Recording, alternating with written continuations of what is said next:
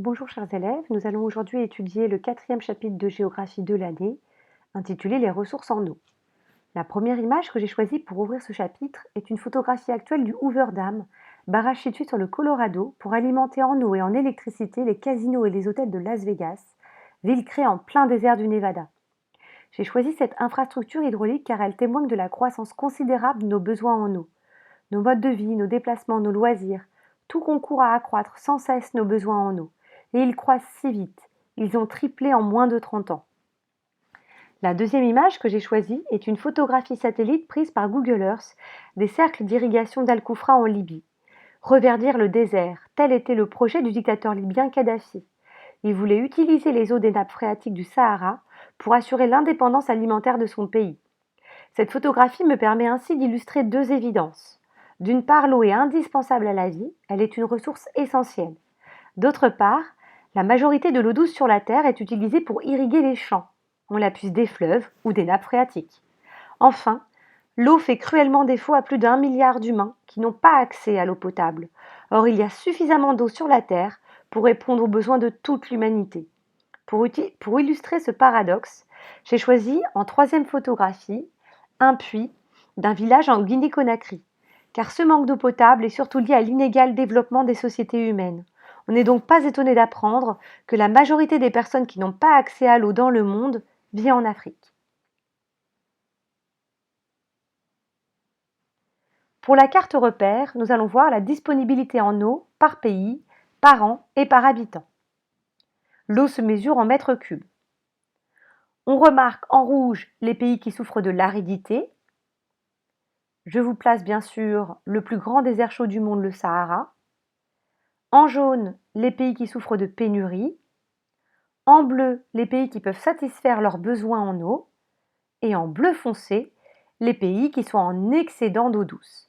Parmi les bleus foncés, vous avez des hyperpuissances.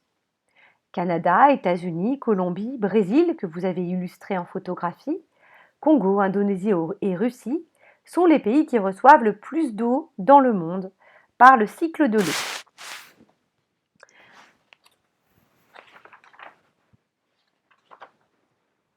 L'eau est une ressource renouvelable grâce à ce cycle de l'eau. Seuls 3% de l'eau présente sur la Terre n'est pas salée. Environ 70% de cette eau douce est difficilement exploitable car elle est stockée dans les glaciers, les montagnes, la banquise du pôle Nord et la calotte glaciaire du pôle Sud. L'eau est présente partout sur Terre, c'est la raison pour laquelle notre planète est surnommée la planète bleue. 1400 milliards de kilomètres cubes sont répartis dans les mers et océans, les eaux continentales, rivières, fleuves, lacs, nappes phréatiques et l'atmosphère, sous la forme de nuages et vapeurs.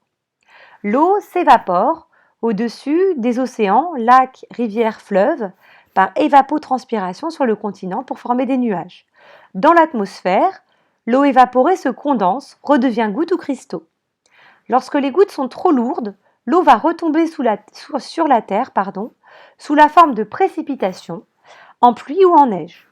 Ensuite, l'eau s'infiltre dans le sol jusqu'aux nappes phréatiques ou ruisselle et fait ainsi grossir les eaux de surface, lacs, rivières et fleuves, qui se jettent ensuite dans les océans. Au pôle, la neige s'accumule sous forme de glace. Vous allez étudier en groupe l'eau dans le sud-ouest des États-Unis. Pour la première carte, nous allons avoir deux informations. D'abord, l'eau provient essentiellement dans cette zone des États-Unis de deux fleuves, le Colorado, le Sacramento et des aquifères. Les aquifères, c'est un synonyme des nappes phréatiques, des nappes qui contiennent de l'eau souterraine. La seconde information est que l'eau est inégalement répartie. C'est évident, on constate que le nord de la Californie est en bleu foncé et le sud est en jaune. Le sud est donc une région aride où les précipitations sont faibles, tandis qu'au nord, les précipitations sont élevées. Les paysages sont donc clairement différents.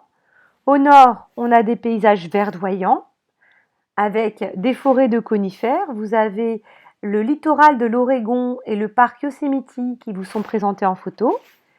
Et le sud, je vous ai présenté en photo le désert Mojave, où vous avez essentiellement une zone aride avec des cactus et des joshua trees, donc des cactus en forme d'arbre. Le texte que vous avez nous montre que l'inégalité naturelle de la répartition de l'eau ne signifie absolument pas une inégalité d'accès à la ressource. L'exemple de Las Vegas est assez intéressant. Donc Las Vegas est situé dans le désert Mojave et il ne manque pas d'eau, alors que naturellement l'eau n'y est pas présente. Des aménagements ont donc permis d'acheminer l'eau là où elle était naturellement, avec la construction du barrage Hoover que vous avez eu en photographie introductive sur le Colorado. La première partie du croquis nous permet donc de placer la zone où les précipitations sont faibles. En bleu, les précipitations sont moyennes à fortes. Et puis on a nos deux fleuves, le Sacramento au nord et le Colorado au sud. Pour le deuxième groupe, nous allons voir les usages que l'on fait de l'eau dans cette région des États-Unis. L'eau est utilisée pour 3 usages. Donc un usage industriel, agricole et domestique. Et on se rend bien compte que c'est l'agriculture qui, comme on l'a vu dans l'introduction, récupère la majorité de l'eau douce. Plusieurs aménagements ont été créés dans la région pour pouvoir mobiliser et déplacer l'eau. On va avoir des stations de pompage pour capter l'eau souterraine. Donc vous l'avez, c'est la photographie. L'essentiel des photographies seront de l'Imperial Valley, donc c'est la zone agricole de cette zone des États-Unis. Donc la photographie en bas à droite, on voit très bien le pompage de l'eau pour l'irrigation. On va avoir des canaux et des aqueducs pour transporter l'eau. Donc l'image du dessus vous montre un canal. On voit bien que c'est tracé par l'homme puisque c'est rectiligne. C'est absolument pas naturel. On va évidemment avoir des barrages et des usines de dessalement. Donc là, je vous montre l'usine de dessalement de Los Angeles.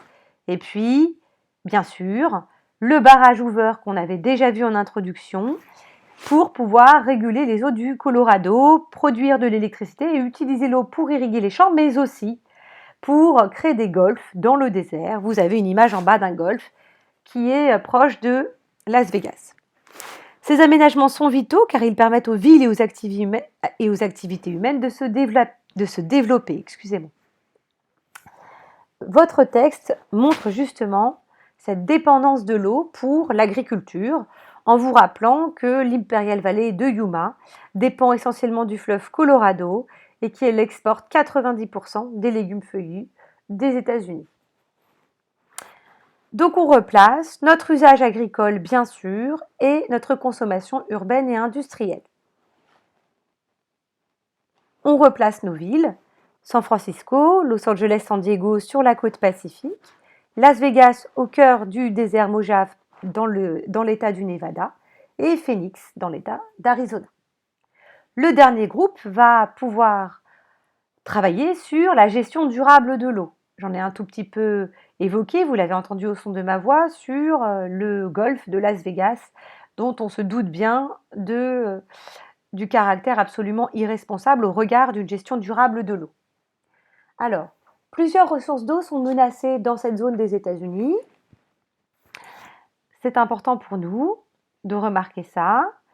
Vous avez, face à ces menaces, une volonté d'économiser l'eau et de créer une nouvelle manière d'irriguer, plus responsable, plus durable. Donc, nous avons des lacs qui sont en cours d'assèchement, le lac Mead et le lac Salton. Vous avez les photographies en haut 2005, en bas 2015. La Californie souffre de la pire sécheresse de son histoire depuis 2011. Je vous montre ainsi le Sacramento, toujours pareil, 2005-2015. La réserve d'eau de Los Angeles, 2005-2015. Et le problème des pollutions régulières sur le Colorado, qui est l'un des fleuves les plus exploités et également les plus menacés du monde. Ce manque d'eau force les autorités à définir les utilisateurs prioritaires. À San Diego, clairement, l'usage domestique et l'approvisionnement du lac Salton qui est en cours d'épuisement l'ont emporté sur l'usage agricole. Plusieurs actions sont en cours dans le domaine agricole, irrigation au goutte à goutte comme le montre la carte, et aspersion raisonnée, ainsi que des politiques urbaines de limitation de la consommation d'eau. On va donc pouvoir repérer les figurés ponctuels, l'irrigation durable et la politique urbaine d'économie d'eau.